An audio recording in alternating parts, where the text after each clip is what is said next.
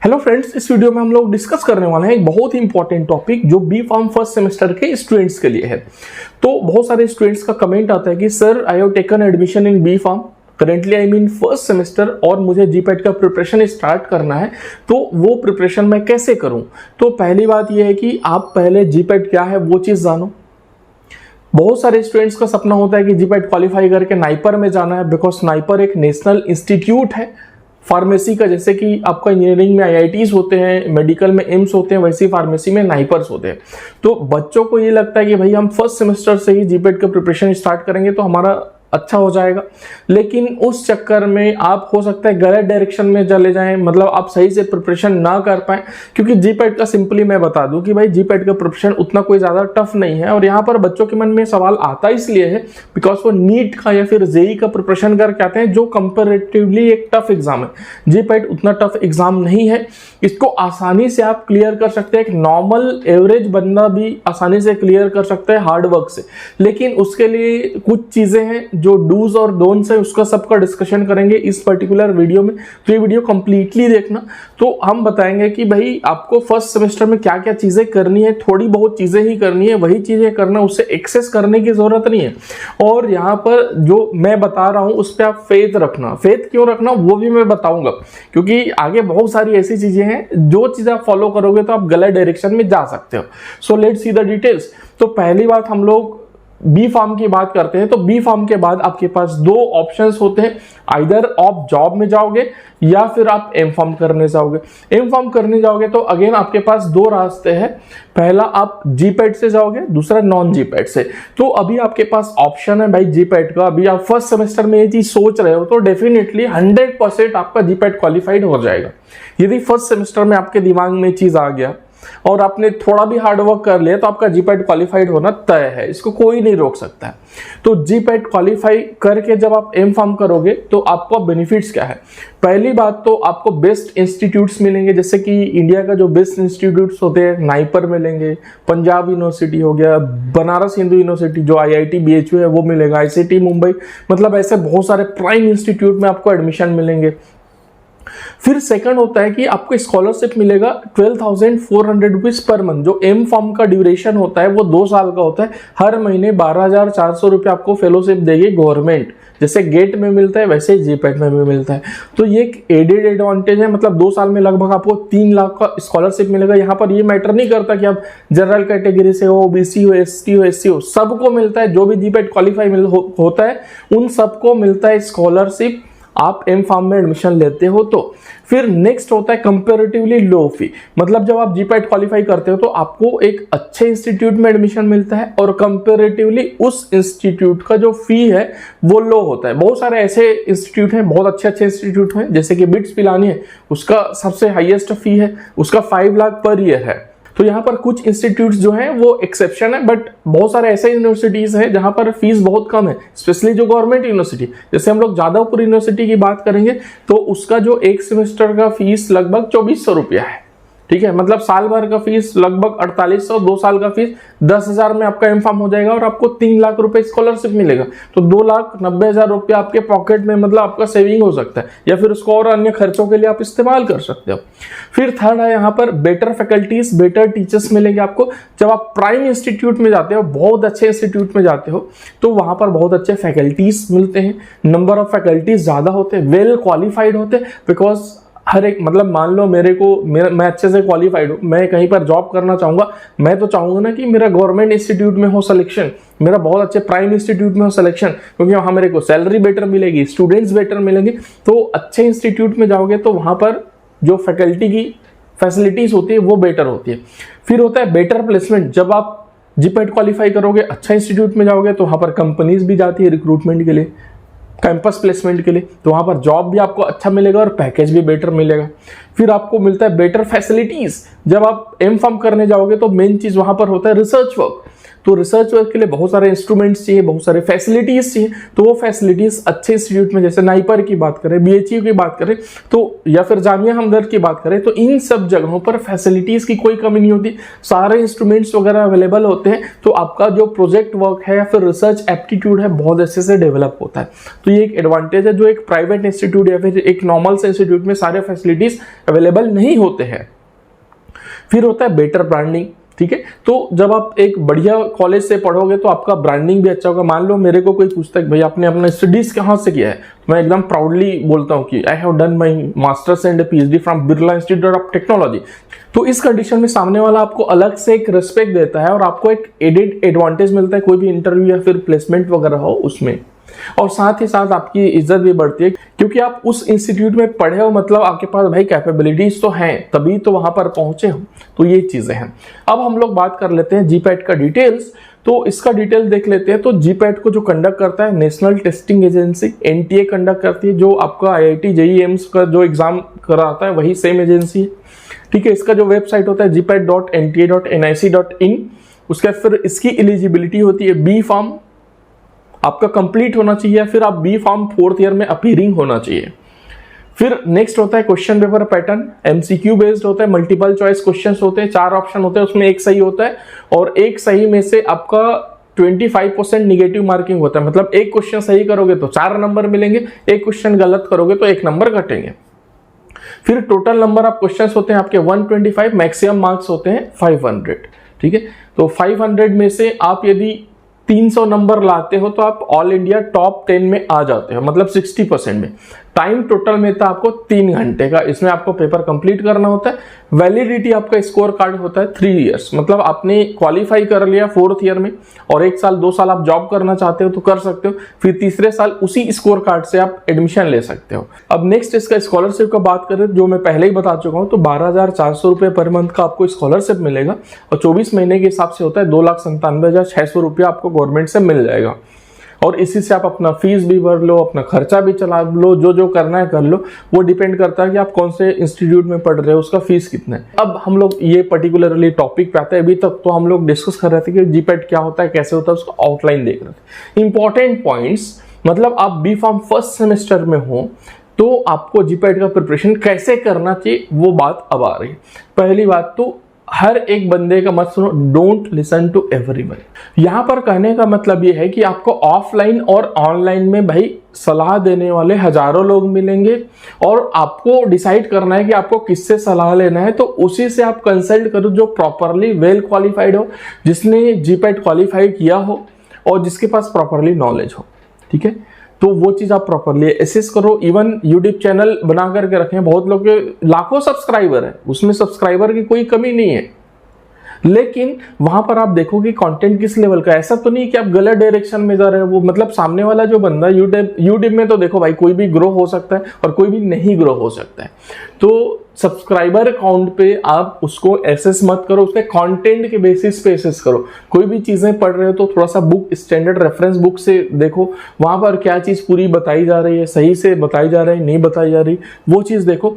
Accordingly वहां पर आप डिसाइड करो कि आपको वहां पर से कंटेंट पढ़ना है कि नहीं पढ़ना है। आपको यूट्यूब में फ्री में तो मिल रहा है, लेकिन वो आपका टाइम खराब कर रहा है। यदि आप गलत चीज सीख गए तो आपका टाइम खराब कर दिया, आप गलत डायरेक्शन में चले गए। मतलब इतनी सारी 50 चीजें हैं यार, 50 वीडियो है एक टॉपिक, तो वो 50 वीडियो आप देखते रहोगे तो वहां पर आपका टाइम तो चला जाएगा ना। उससे तो बेटर होगा आप एक रेफरेंस बुक से पढ़ लोगे कोई चीज, मतलब 1-2 ढंग का चैनल पकड़ो। मैं ये नहीं बोल रहा हूँ कि मेरा चैनल पकड़ो, मतलब आप प्रॉपरली एसेस करो कि कौन बंदे सही पढ़ा रहे हैं, नहीं पढ़ा रहा है, ठीक है। आजकल ये चीजें चल रही हैं। फ्री के चक्कर में ना हम लोग फ्री में ही तो मिल रहा है, क्या होता है, कुछ नहीं होता है, टाइम खराब होता है आपका। तो टाइम खराब मत करो, हर बंदे का नहीं सुनो, उसी बंदे का सुनो जो प्रॉपरली वेल क्वालिफाइड है। और वहां पर हर यूट्यूब चैनल में देखो अबाउट सेक्शन होता है, उस अबाउट में जो भी जीपैट क्वालिफाइड होता है या फिर जो अच्छे इंस्टीट्यूट से होता है उसने अपना क्वालिफिकेशन और इंस्टीट्यूट से लिखा हुआ होता है। वहां पर देखो कि उसने कहां से पढ़ाई करी है, वेल क्वालिफाइड है कि नहीं है। फिर वो पर्टिकुलर बंदे का जो वीडियो है वो फॉलो करो और देखो कि आपको अच्छा लगता है तो देखो, नहीं तो फिर और दूसरा चीज सर्च करो। सेकंड होता है don't purchase any course books unnecessary without proper guidance. यहां पर आपको फर्स्ट सेमेस्टर में कोई भी कोर्स या फिर बुक वगैरह परचेस करने का जरूरत नहीं है, ठीक है। फर्स्ट सेमेस्टर अच्छे से पढ़ लो, फिर सेकंड सेमेस्टर में ये चीजों पे जाना। जब सेकंड सेमेस्टर में पहुंच जाओगे तो इसके रिलेटेड मैं अलग से वीडियोस बना दूंगा, और इससे रिलेटेड कोई भी आपको डाउट्स आता है तो कमेंट सेक्शन में लिखना, मुझे जरूरत पड़ेगा तो उस पर मैं अलग से वीडियो भी बनाऊंगा, या फिर मुझे लगेगा कि इसमें कमेंट से ही काम चल जाएगा तो आपको मैं डेफिनेटली रिप्लाई कर दूंगा इस वीडियो के कमेंट सेक्शन में।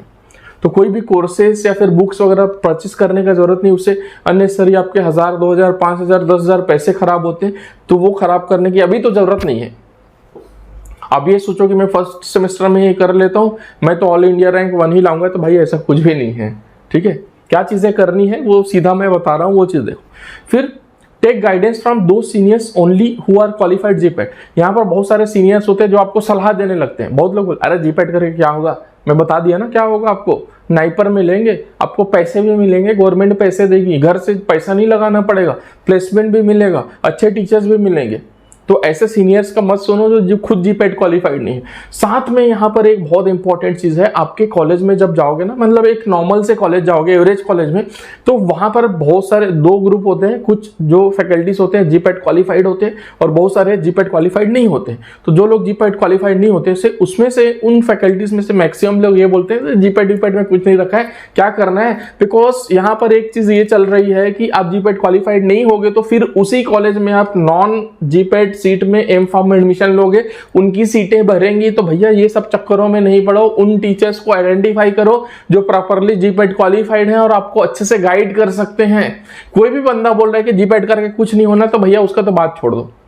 हाँ, ये कोई टीचर बोल रहा है कि जीपैट के अलावा आप ये चीज कर सकते हो, जीआरई कर सकते हो, टॉफेल कर सकते हो, या फिर आप कैट कर सकते हो, तो उनकी बात सुनो, क्योंकि वो जीपैट से और बेटर ऑप्शंस आपको बता रहे हैं। लेकिन बोला कि ऐसे ही जीपैट करके कुछ नहीं होता है, भैया होता है बहुत कुछ, मैंने बता तो दिया। तो इन टीचरों से तो आप दूर ही रहो, ठीक है, ओपनली मैं बोल रहा हूं।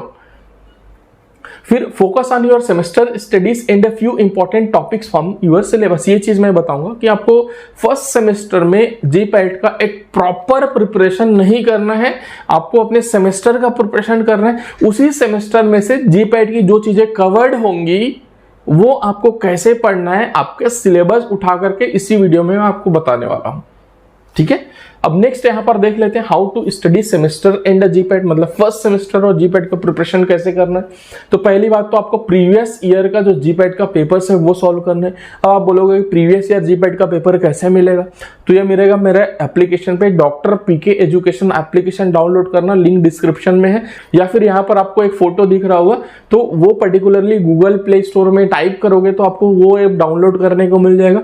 वहां पर प्रीवियस ईयर जीपैट का क्वेश्चन पेपर, मतलब जीपैट स्टार्ट हुआ 2010 से 2022 तक का जो पेपर है वो मिल जाएगा 1 रुपये में। वो ज्वाइन कर लेना, 1 रुपये का तुम्हारा खर्चा है, इतना खर्चा हर कोई कर ही सकता है।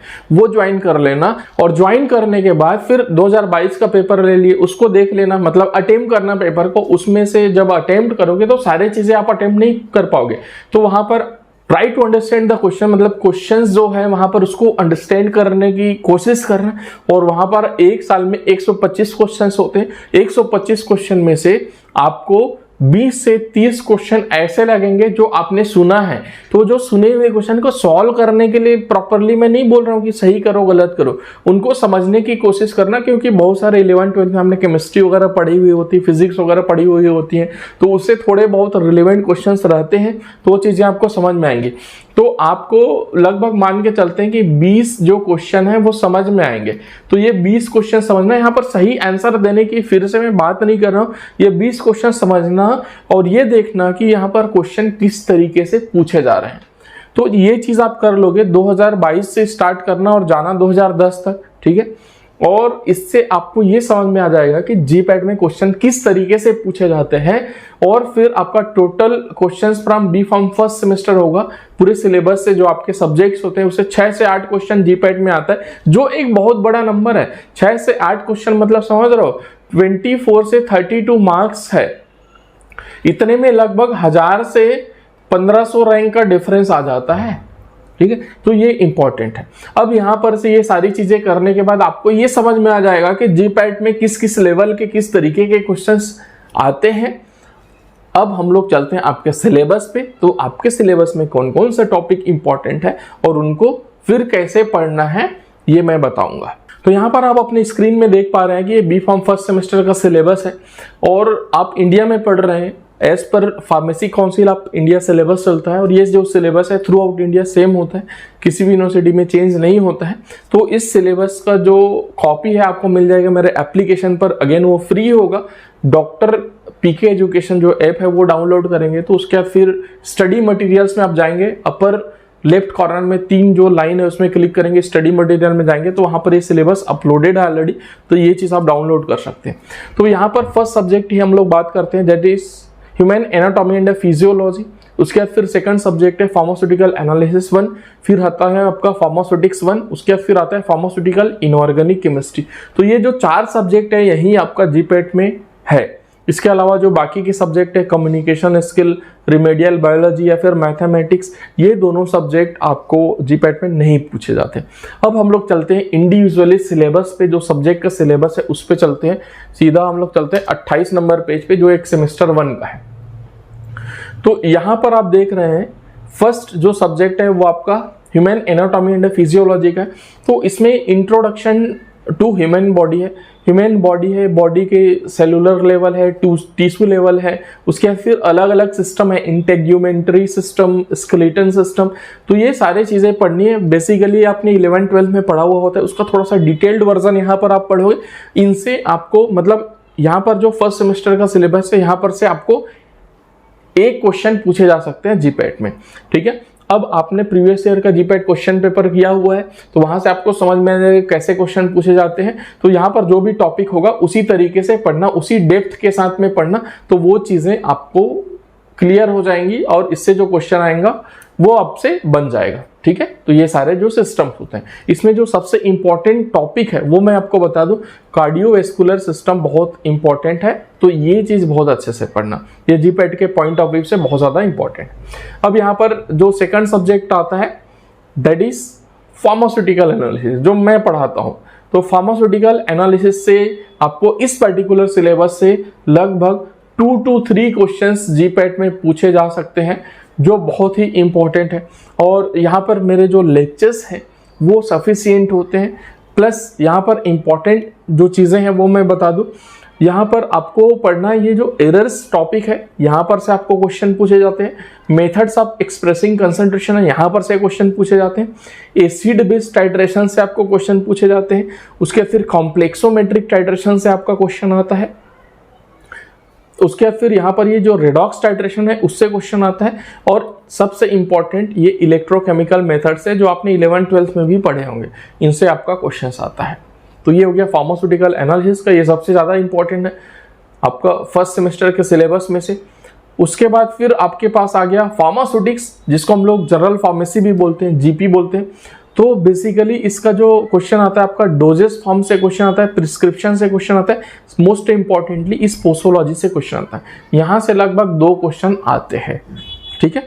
उसके बाद फिर ये फार्मास्यूटिकल कैलकुलेशन है, ये भी इंपॉर्टेंट है, ये चीज़ें पढ़ना। और ये तो ओवरव्यू नॉर्मली पढ़ोगे तो वहाँ पर से क्वेश्चन आएंगे तो आपके बन जाएंगे। फिर उसके बाद यहाँ पर चौथा सब्जेक्ट आता है आपका फार्मास्यूटिकल इनऑर्गेनिक केमिस्ट्री। तो इनऑर्गेनिक केमिस्ट्री में एक चीज़ इंपॉर्टेंट है जहाँ पर से यूजुअली क्वेश्चन पूछे जाते हैं, दैट इज लिमिट टेस्ट। ये जो लिमिट टेस्ट है ना, सारे ये जो लिमिट टेस्ट है ये चीज़ पढ़ना, ये इंपॉर्टेंट है। उसके अलावा एसिड बेसिस एंड बफर, ये इंपॉर्टेंट है, तो आपने एनालिसिस में ऑलरेडी पढ़ा हुआ होगा, ठीक है। उसके बाद फिर यहाँ पर एक और चीज़ है, ये रेडियो फार्मास्यूटिकल्स, ये इंपॉर्टेंट है, ठीक है। तो ये सारे चीजें आपने ठीक से पढ़ लिया तो आपका जो 6 to 8 क्वेश्चंस होते हैं वो अच्छे से क्लियर हो जाएंगे, मतलब आप जीपैट में वो सारे क्वेश्चंस अटेम्प्ट कर पाओगे।